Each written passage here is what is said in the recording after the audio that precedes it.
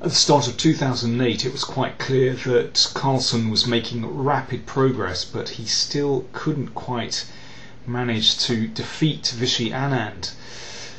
Well, later on in 2008, they played again in the Bilbao Grand Slam tournament, and there were 2 draws, and those were fighting encounters, and Carlsen really held his own.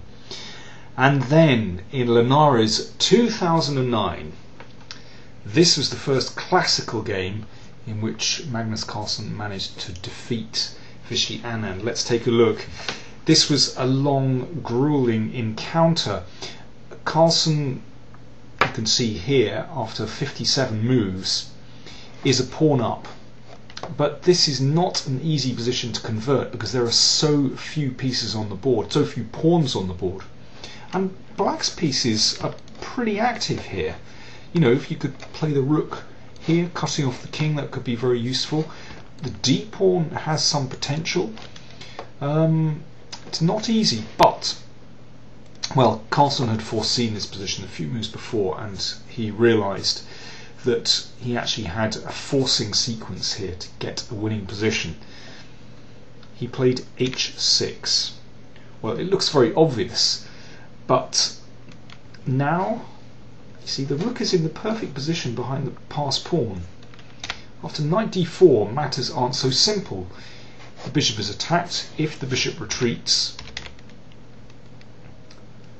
then black can take off the final pawn, and this should be a draw. It's a theoretical draw, rook and bishop against rook. But Carlsen had seen that, and he played h7, so the pawn lurches on. Now if, let's say, king f7, bringing the king close to the pawn, then bishop b1 just holds the pawn very securely, and, well, white should win this one actually very easily. Playing the rook here, checking the king away, should be an easy win. So in this position, after h7, black has to play knight takes bishop. And now here's the trick. It's a very nice tactic, rook b8. There are so many tactics in endgames actually. Everyone thinks that they're very strategic. Well, they can be, but actually you need to be so aware of this kind of tactic. So the threat is just to queen the pawn, and if rook takes pawn, then there's this skewer to win the rook here. So after rook b8, white is going to win the black rook. But it's still not over. Let's see how Anand fights. Well, first of all, if the pawn is queened straight away, then of course black would win white's final pawn. So king b2 is necessary to cover the pawn. Now you get the queen. So we have rook and pawn against knight and pawn, still not easy. Particularly as black's pieces are very compact, black controls the central position. So white has to tread very carefully. Well, okay, you use the rook from far away to pin black's pieces down and slowly drive black backwards. Let's see how Carlsen managed to do that. So that prevents the king coming forward, so that's important. Rooks are long-range pieces, they work best from a far distance. And now king a3. Now here's a critical moment. Probably black should check on c2 here, but Anand played d4. Well, let's have a look. Knight c2 check, king here. No, this should be winning for white. And now rook h5 check, you drive the king backwards, and then b4. Or knight c6, and again white is gaining ground, and this is going to win very quickly actually.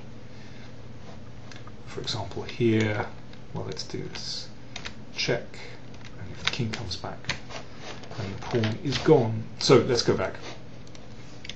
So Anand played d4, but this somehow, well, it prevents the king ever coming forward, and it makes it easier to round up that pawn with the king. But Okay, first of all, Carlsen repeated moves. Then he played here. Well, this is kind of Zugzwang.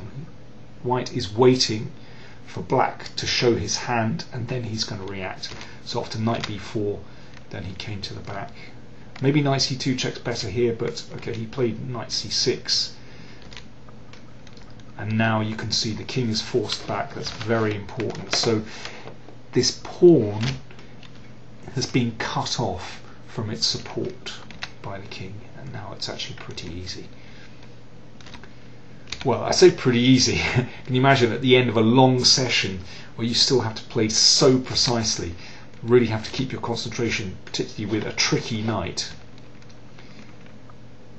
If the king comes forward to support the pawn, then the b pawn is decisive actually. And now b6, it's all over. d2 was played. And in this position, Anand resigned.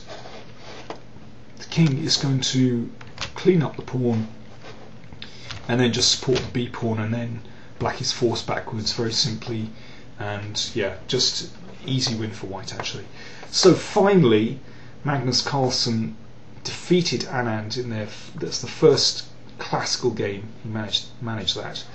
So he was 18 years old, and well, I think that was kind of a watershed in their encounters. Carlsen was really establishing himself at the top of the chess world by this point. Although I should say, in this tournament, Grishuk and Ivanchuk won. Carlsen was half a point behind, and then Anand half a point behind that. So I think that says something. Okay, more of their previous encounters will be coming soon in another preview clip.